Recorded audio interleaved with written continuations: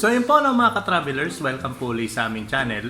So ngayong araw na to, meron tayong i-unbox ulit. So bumili kami ng lamesa ni Mrs. Ang mangyayari nito, tabi kami. Nakita nyo naman yung pwesto ng aking lamesa. So sa kabilang side, doon naman siya po pwesto. Kasi work from home din si Mrs. eh. So samahan nyo ako sa aking pag-assemble ng lamesa.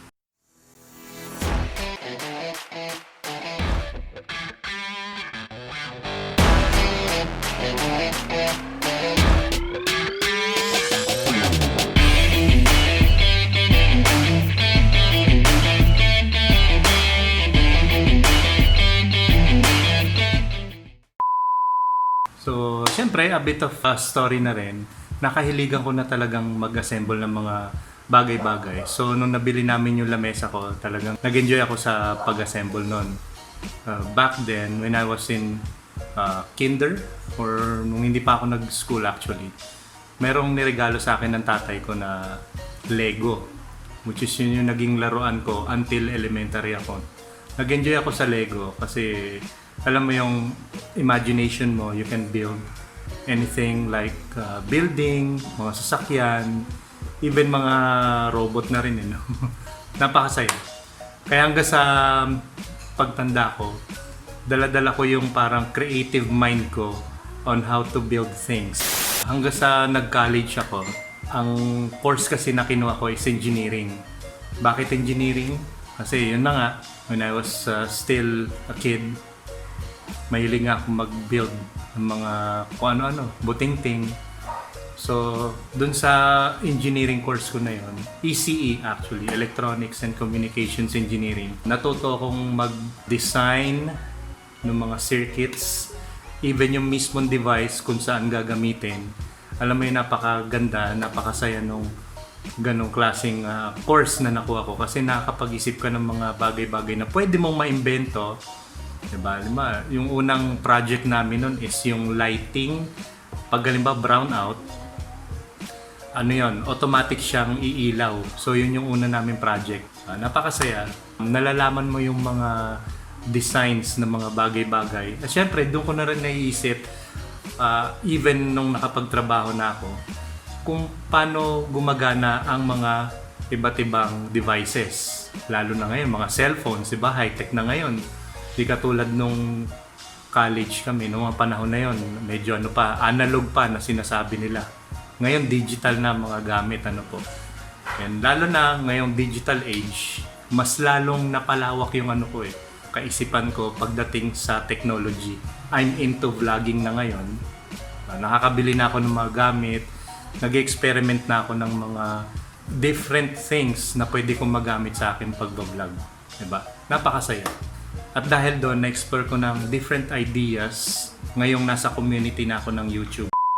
Hindi pa rin naman ako nag-stop na manood din ng mga iba't ibang videos ng ibang vlogger, lalo na yung mga sikat na vlogger na talaga namang informative na at nakaka-inspire ding gayahin. Hindi naman necessarily yung eksakto kung ano yung ginagawa nila, kundi nagkakaroon ka na rin ng idea on what is your objective sa YouTube. May iba dyan kasi nakafocus halimbawa sa technology, iba nakafocus sa travels.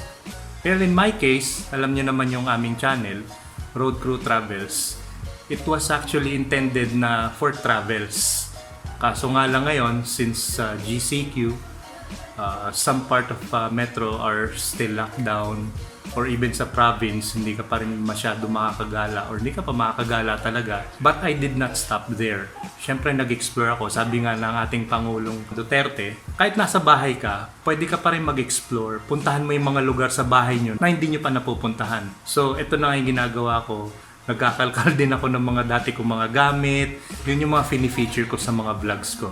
Kaya dun sa mga ganong klaseng sitwasyon, kahit na lockdown, bilang vlogger, mag-explore tayo ng mga bagay-bagay. Kahit na parang yung objectives or niche natin sa ating channel is parang natigil nga. Lalo na sa mga kapwa ko YouTuber na kanilang niche is more on travels. Mag-explore din kayo sa ibang avenue, don't stop kasi andyan ang ating mga friendly viewers na nag-aabang sa kung ano yung mga susunod pa nating vlogs na pwede naman makapag-inspire sa kanila. Kasi kung halimbawa natigil ka na, ay ayoko na. Wala naman tong ano. Yung dalawa lang yan. It's either magpalit ka ng pangalan ng channel mo, magpalit ka ng niche, or titigil ka na. Diba? Pero I may say, doon ka na sa isa na, sige, pwede ka na magpalit ng inyong parang objective or niche dun sa channel mo.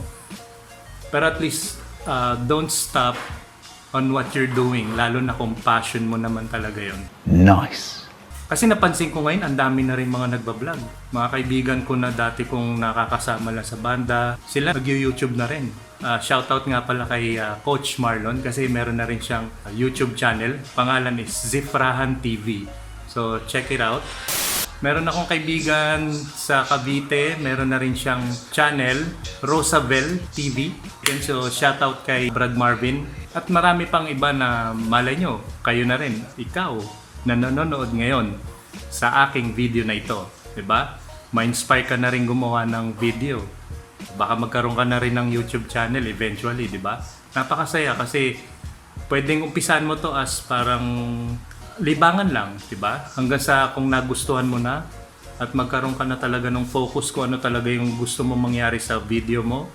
Halimbawa, puro unboxing yan, puro kwentong technology. Basta any video na makakapag-inspire for the better sa ating mga viewers at sa ating mga kaibigan, go ahead.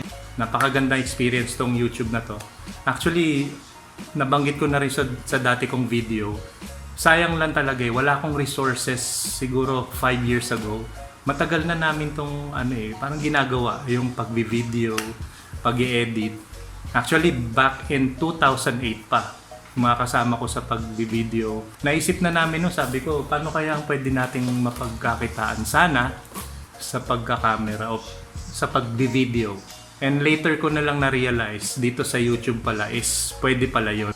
Kaso nga lang, dumating yung panahon nun na parang, meron kang computer, wala ka namang matinong editing software.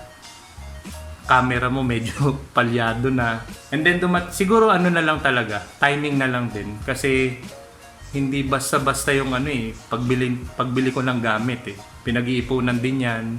Siguro talagang masasabi kong hindi pa panahon ng mga nakaraan na yon. So ngayong andito na ako sa YouTube, salamat sa Diyos. Unti-unti na-share ko na yung gusto kong mangyari dito sa video ko na to, sa channel namin actually. Kasama ko na rin si Mrs. Kasi sa ganitong paraan ko lang mai-share.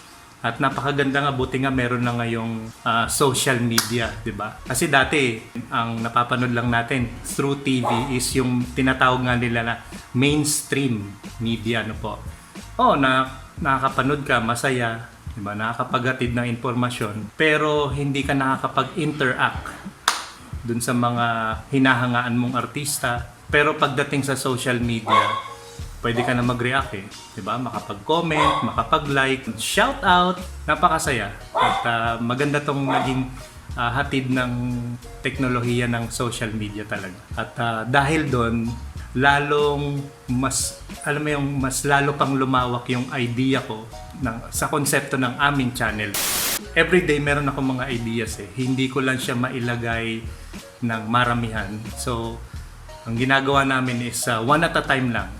May mga biglang pumapasok sa isip ko na, maganda tong i-video, mga ganun. Lalo na yung last time, yung video ko about pag-connect ng cable from phone to non-smart TV. Kasi yung amin, non-smart naman yun. Sana kung smart TV yan, pwede na yan wireless. So, nagawan ko ng paraan. So, nakabili ako ng cable.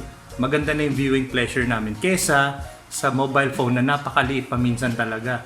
Lalo na in my case, medyo malabo na rin mata ko So, at least sa mga palalaking screen, napapanood mo na siya maayos through cable. So, yung mga ganong klaseng idea, mga ka-travelers. So, I encourage you na rin na why not try? Sumubok ka, pumasok dito sa community ng YouTube. Malay mo, di ba? Ma-monetize din channel mo kalaunan. Edi, meron ka ng pansuporta, hindi lang sa sarili mo, pati na rin sa family mo. And that's it mga ka-travelers. So I hope nagustuhan nyo yung aking short story about sa aking pag-YouTube. Till next time mga ka-travelers, i-hit nyo ng subscribe button at wag nyo na rin kalimutang i-click ang notification bell para updated kayo sa aming mga susunod na vlogs. So yun lang po mga ka-travelers. So maraming salamat at God bless.